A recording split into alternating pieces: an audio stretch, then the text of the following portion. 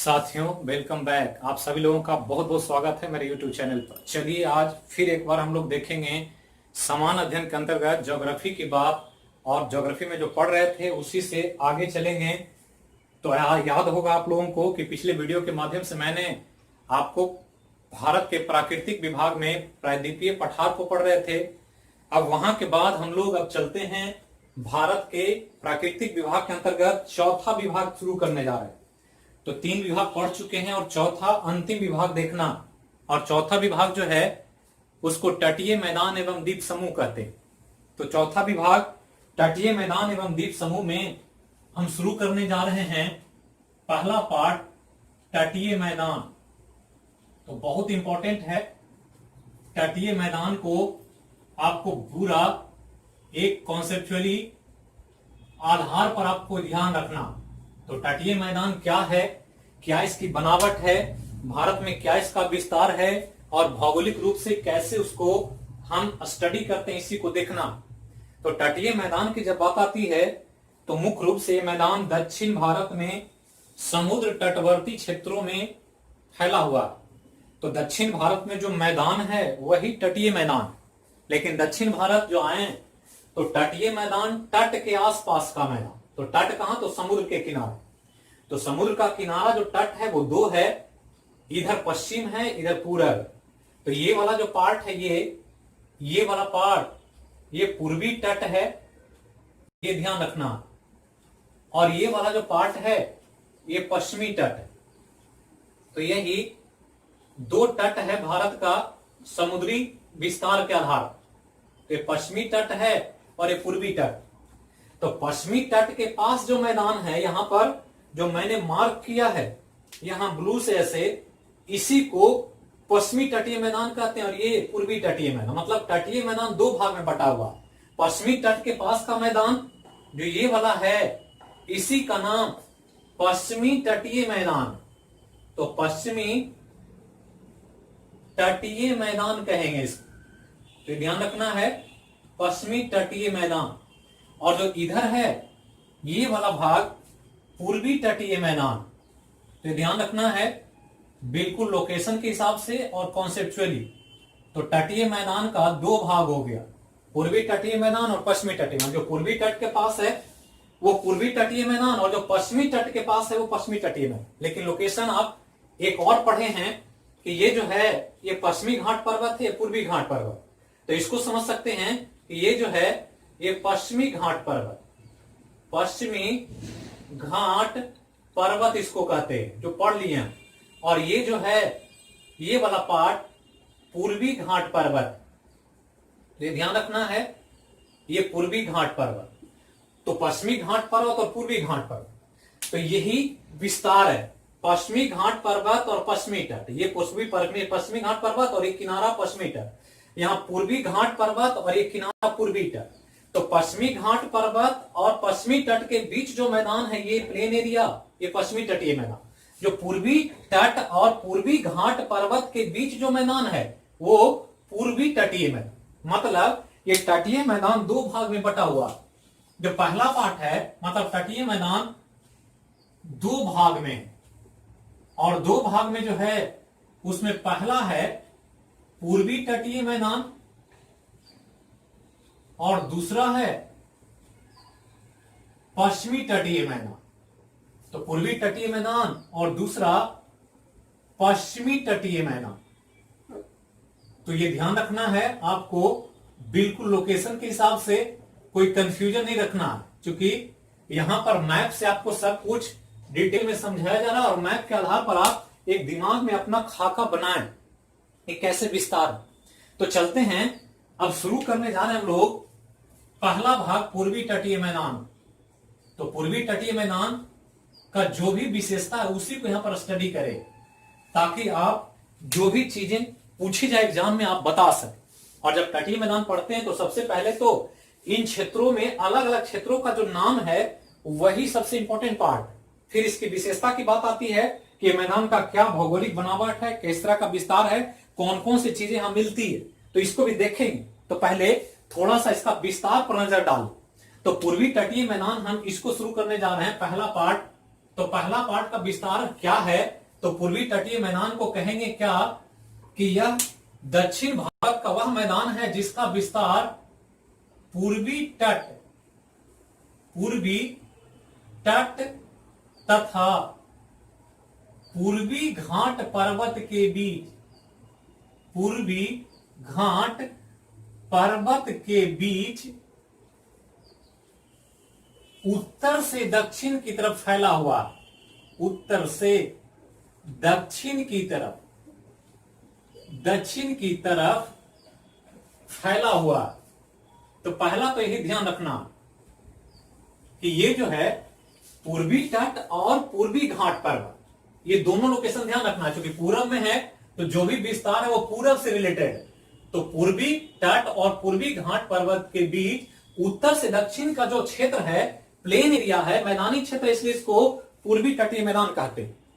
अब उत्तर में कहां से शुरू होता है, दक्षिण में कहां तक जाता है, इसको पहले तो सोचना है, पहले तो यही ध्यान रखना है। बाउंड्री पहले खींच दें चारों तरफ से, फिर बीच की बात करेंगे कहां पर क्या है।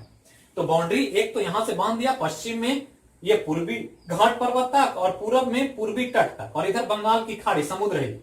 अब यहां ध्यान दें तो यहां ये शुरू हो रहा है, यहां से ये वाला पार्ट है एक इंपॉर्टेंट। तो पार्ट को ऐसे समझना है कि समझें कि ये गंगा नदी है, तो गंगा नदी इधर से आ रही है ऐसे, और ऐसे बहते हुए बांग्लादेश जाती है और फिर ये बंगाल की खाड़ी में गिरती है, तो ये गंगा है। तो गंगा नदी को हमने दिखाया है, नदी जब पढ़ेंगे तो यहां पर वहां चर्चा होगी इसकी। लेकिन हम लोग पढ़ते हैं कि गंगा नदी की बंगाल में एक शाखा बटती है ऐसे, और ये अलग होकर के बिखरती है और एक अलग नदी बन जाती है, और इस प्रकार से यहां आती है। और ये जो नदी है ये हुगली नदी, तो ये ध्यान रखना है हुगली नदी। और हुगली नदी के किनारा या जो मुहाना है ये, यहीं पर कोलकाता बसा हुआ, तो कोलकाता हुगली नदी के किनारे ही है, तो ये ध्यान रखना। तो यहां क्या करना है कि यहां जो हो गया ये हुगली नदी का मुहाना हो गया, ये मुहाना इसका, और ये जो है ये कन्याकुमारी। तो ये ध्यान रखना है कि ये आपको लोकेशन बहुत इंपॉर्टेंट, कि उत्तर से दक्षिण की तरफ आए तो क्या विस्तार है। तो ध्यान रखना है कि यह उत्तर में, जब उत्तर में लेते हैं तो यह उत्तर में हुगली नदी के मुहाना, हुगली नदी का मुहाना से दक्षिण में कन्याकुमारी तक फैला हुआ। तो ये ध्यान रखना है कुमारी तक फैला हुआ है। पहला तो ध्यान रखना कि हुगली नदी से शुरू होता है, हुगली नदी के माउथ से, और मुहाना से शुरू होकर के दक्षिण में ये कन्याकुमारी तक चला जाता, और इस प्रकार से ये भारत के कुछ राज्यों को क्रॉस करता है, और उन राज्यों को ध्यान रखना है। तो हुगली नदी पश्चिम बंगाल से शुरू होगा, तो पश्चिम बंगाल मिलेगा सबसे पहले उत्तर में, इसके बाद आएगा उड़ीसा, उड़ीसा के बाद मिलेगा आंध्रा, और आंध्र प्रदेश के बाद मिलेगा तमिलनाडु, और इस प्रकार से ये इसका विस्तार है, ध्यान रखना।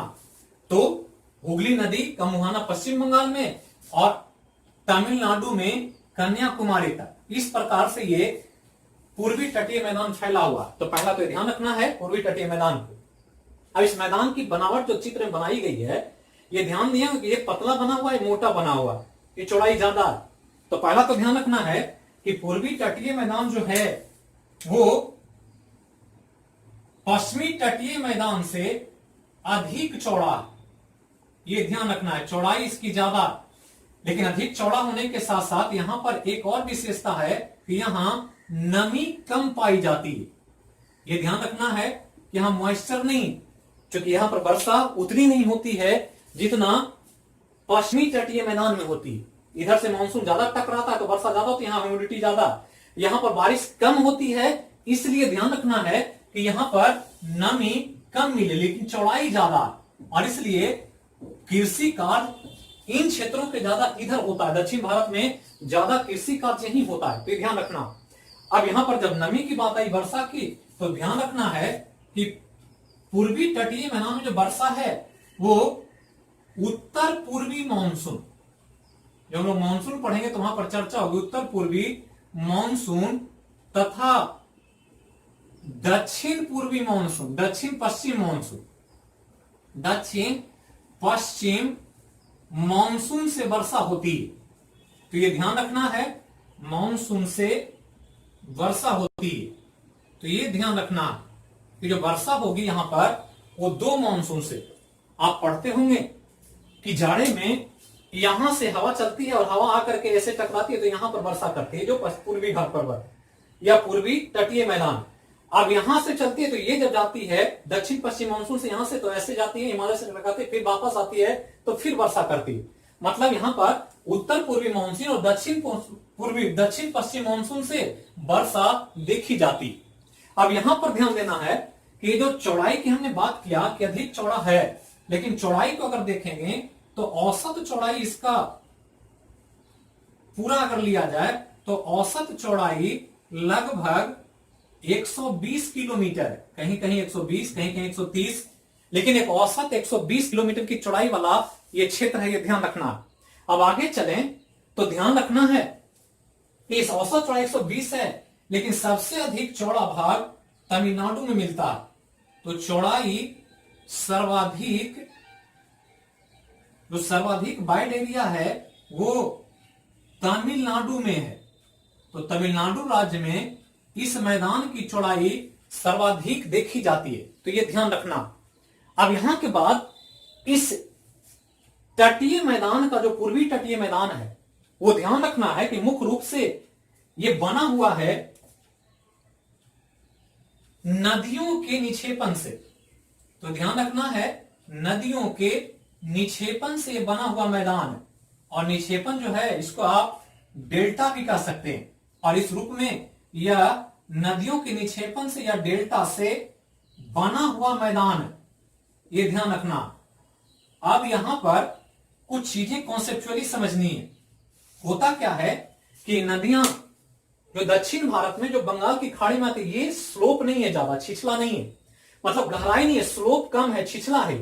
और छिछला होने की वजह से धार कम होती है पानी में, मुहाने के पास, और इसलिए वो अपने अवसाद को, मलबे को अपने मौत के पास स्टोर करती है। मौत के पास स्टोर करेगी तो विभिन्न प्रकार के डेल्टा बनाएगी। और चूंकि बड़ी बड़ी नदियां हैं यहां पर, और वो नदियां अपने मुहाने पर डेल्टा को जमा करके इस मैदान का निर्माण कर देती है। चूंकि उपजाऊ क्षेत्र है, निक्षेपण क्रिया से बना है, जलोढ़ मिट्टी है, इसलिए यहां पर उपजाऊ क्षेत्र के रूप में कृषि कार्य बड़े पैमाने पर किया जाता। तो ध्यान रखना है, तो निक्षेपण क्रिया है और ये छिछला एरिया, ज्यादा यहां पर गहराई नहीं, और इसलिए ध्यान रखना है कि पूर्वी तटीय मैदान के तटों के आसपास ज्यादा अच्छे या बड़े बंदरगाह, अच्छे या ज्यादा बंदरगाह नहीं मिलते हैं। यहां पर बंदरगाह जो भी है बड़ा बड़ा, वो सब पश्चिमी तटीय मैदान के पास है, बंदरगाह नहीं है। तो यह ध्यान रखना है, कुछ बंदरगाह है विशाखापत्तनम जगह जैसे, तो यह ध्यान रखना है कि कुछ है, लेकिन ज्यादा या अच्छे या बड़े बंदरगाह यहां पर इस साइड मिलेंगे, इस साइड नहीं मिलेंगे, क्योंकि ये गहरा सागर नहीं है, समुद्र में गहराई कम, यहां गहराई ज्यादा। तो इधर ज्यादा अच्छे अच्छे भारी मालवाहक जहाजों के लिए बंदरगाह है, लेकिन इधर बंदरगाह नहीं। अब यहां ध्यान रखना है कि यहां पर कुछ महत्वपूर्ण नदियां, ऊपर से चलें तो महानदी है, महानदी के बाद गोदावरी है, गोदावरी के बाद कृष्णा है, और कृष्णा के बाद कावेरी है। और ये सभी नदियां इसी से होकर बहती है, इस पूर्वी तटीय मैदान से होकर, और इसलिए इन्हीं सब नदियों का मलबा यहां पर जमा होता है या यहां पर डेल्टा बनता है, जिसके कारण यहां पर यह मैदानी क्षेत्र का विस्तार है। तो ध्यान रखना है, महानदी, गोदावरी, कृष्णा और कावेरी अपने अपने मुहाने के पास मलबा स्टोर करके इन क्षेत्रों का निर्माण करती है। तो ये ध्यान रखना है। अब यहां पर ध्यान देंगे कि इस पूर्वी तटीय मैदान के पास जो तटवर्ती एरिया है, कोस्टल एरिया, उसको कुछ नामों से जाना जाता है, और उस नाम के द्वारा इसको तट का नामकरण करते हैं, जिसमें कई तरह की बनावट है, कई तरह के विस्तार है। तो पहला तो ध्यान रखना है कि ये एक यहां ले लें, एक यहां पर ले लें, जिसका नाम विशाखापत्तनम है, आंध्रा के क्षेत्र में, और विशाखापत्तनम, और यहां पर कोलकाता। तो 3 लोकेशन हो गया, कन्याकुमारी, विशाखापत्तनम, कोलकाता। अब यहां पर ध्यान देना है कि जब आप इन दोनों के बीच की बात करेंगे, यहां से यहां, मतलब कन्याकुमारी से विशाखापत्तनम का, तो ये वाला नाम जो ए वाला तट है, इस तट को कोरोमंडल तट कहते हैं, या इसको कोरोमंडल तटीय मैदान भी कहा जाता है। तो कोरोमंडल तट इसको कहें। कोरोमंडल एक्सप्रेस ट्रेन भी चलती इधर, तो कोरोमंडल तट कन्याकुमारी से विशाखापत्तनम तक। अब यहां विशाखापत्तनम से यहां है कोलकाता, तो ये वाला जो पार्ट है यहां से हम शुरू कर रहे हैं इसे, और यहां तक ये, इसका नाम है गोलकुंडा। ये ध्यान रखना है, गोलकुंडा। और गोलकुंडा के अलावा इसको कोको नाड़ा तट भी कहा जाता है। तो गोलकुंडा कहें, कोकोनाड़ा तट कहें, एक ही बात है। तो कन्याकुमारी से विशाखापत्तनम तक कोरोमंडल तट, विशाखापत्तनम से कोलकाता तक गोलकुंडा या कोकोनाड़ा तट, ये तट की बात हो रही है, ये ध्यान रखना। तो पहले तो नामकरण याद रखना। अब यहां ध्यान देंगे कि जब पूर्वी तटीय मैदान को हम बांटते हैं तो इसको 3 भागों में विभाजित किया जाता है। तो ध्यान रखना है, 3 भाग है इसका, और 3 भाग को आप बांटें तो पहला भाग जो मिलेगा उसका नाम है उत्कल का मैदान। उत्कल का मैदान पहला। दूसरा जो मिलेगा उसका नाम है आंध्रा का मैदान। आंध्रा का मैदान। और तीसरा जो है इसका, उसका नाम है तमिलनाडु का मैदान। तो लोकेशन के हिसाब से है तमिलनाडु का मैदान। तो ये नाम ध्यान रखना, आप पढ़ते होंगे तो उसके आधार पर ध्यान देंगे कि ये उत्कल का मैदान, आंध्रा का मैदान और तमिलनाडु का मैदान, 3 राज्यों में अलग अलग नाम से इसको जाना जाता है। अब यहां पर क्या विशेषता है, इसको थोड़ा सा हम लोग ध्यान दें। तो उत्कल का मैदान का विस्तार ध्यान देंगे कि ये जो है ये उड़ीसा के जोन में। तो उड़ीसा को उत्कल कहते हैं, हम लोग पढ़ते हैं या हम लोग गाते हैं राष्ट्रीय गान के रूप में। तो जन गण मन अधिनायक जय है गाए होंगे, याद रखना है, सबको ध्यान देना है। तो उसमें उत्कल वर्ड आता है, तो उत्कल उड़ीसा से रिलेटेड। आंध्रा का मैदान जो आंध्र प्रदेश में, तो ये ध्यान रखना है। और जो तमिलनाडु का मैदान है वो तमिलनाडु में। अब यहां पर एक इंपॉर्टेंट लोकेशन है जिसको आपको याद रखना। उत्कल का मैदान की जब बात आती है तो ये मुख्य रूप से महानदी का क्षेत्र है, और महानदी के डेल्टा द्वारा इसका निर्माण हुआ है। महानदी के डेल्टा के द्वारा, महानदी के डेल्टा द्वारा इसका निर्माण हुआ है। पहला तो ध्यान रखना, ये जो बना हुआ है महानदी के डेल्टा द्वारा। अब यहां ध्यान रखना कि उत्कल के मैदान में ही एक झील है जिसको चिल्का झील कहते हैं। तो चिल्का झील बहुत इंपॉर्टेंट है, और चिल्का झील भारत में सबसे बड़ा झील है, सबसे बड़ा खारे पानी का झील है। एक लैगून या क्याल झील या अनूप झील के तौर पर इसको देखा जाता है। तो जब झील चर्चा होगी तो हम वहां पर इसको आपको डिटेल से बताएंगे कि झील कैसे बनता है और कौन से झील का क्या विस्तार है, किस रूप में देखते हैं। तो ध्यान रखना, उत्कल के मैदान में महाडेल्टा, महानदी के डेल्टा से बना है, और इसी के किनारे पर यहां पर उड़ीसा के क्षेत्र में इस प्रकार से जब महानदी आती है तो महानदी ऐसे चल करके आती है और मुहाने के पास एक जमा करती है यहां पर। तो ये अपने मलबा से जब इसको जमा कर देते तो इसी के द्वारा यहां पर चिल्का झील का निर्माण हो गया। तो ये महानदी, महानदी के नीचे यहां गोदावरी, और गोदावरी के नीचे अगर देखें तो यहां से ऐसे आए तो ये कृष्णा और इधर कावेरी। तो ध्यान रखना है कि ये गोदावरी है और ये कृष्णा। तो ये महानदी, ऊपर में ये महानदी, यहां गोदावरी, यहां कृष्णा और ये कावेरी। यहां नदी नहीं पढ़ रहे हैं, नदी जब पढ़ेंगे तो वहां चर्चा होगी। और सब अपने मुहाने के पास ऐसे डेल्टा बना रही है, तो डेल्टा का निर्माण कर रही है। अब यहां ध्यान रखना है कि इन्हीं डेल्टा के आसपास कुछ महत्वपूर्ण स्थलाकृति है जिसको ध्यान रखना है। अब यहां क्या ध्यान देना है कि जब हम गोदावरी और कृष्णा को देखते हैं तो इन क्षेत्र में गोदावरी और कृष्णा, ये वाला जो लोकेशन है ये, तो यहां से यहां तक ये वाला जो पार्ट है इसको अगर हम अलग से दिखाएं ऐसे, तो यहां से यहां तक ये वाला जो पार्ट है इसका एक और नाम है जिसे उत्तरी सरकार कहा जाता है। तो उत्तरी सरकार भी पूछता है एग्जाम, तो या तो विशाखापट्टनम के ऊपर कहें या कहेंगे गोदावरी और कृष्णा के बीच का क्षेत्र, यहां से यहां तक, इसको हम थोड़ा सा मोटा कर देते हैं।